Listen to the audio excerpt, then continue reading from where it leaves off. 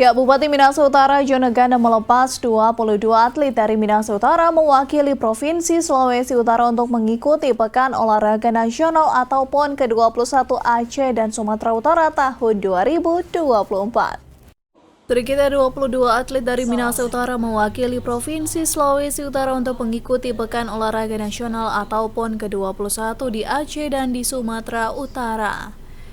Sebelum menuju Aceh dan Sumatera yang merupakan tuan rumah PON ke-21 tahun 2024, Bupati Minahasa Utara Joneganda menitipkan 3 pesan bagi atlet yang berasal dari Minahasa Utara tersebut.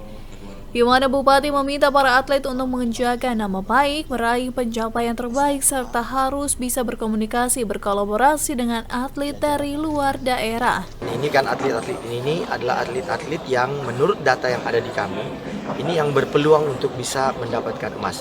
Nah, oleh karenanya saya tadi menitipkan bahwa mereka ini adalah duta-duta membawa nama baik Kabupaten Minahasa Utara.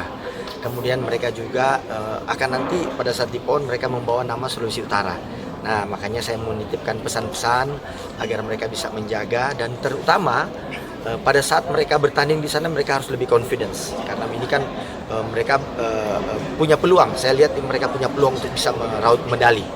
Nah, dan yang terpenting juga saya sampaikan bahwa agar mereka juga mampu beradaptasi. Pelepasan puluhan atlet ini juga dihadiri langsung oleh Wakil Bupati Kevin William Motulung, Ketua DPRD Minut Denny Lolong yang juga Ketua KONI Minut, serta sejumlah Kepala OPD Pemkab Minut.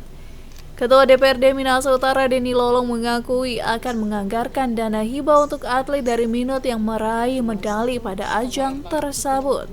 Brayu Numboh, Kawanua TV.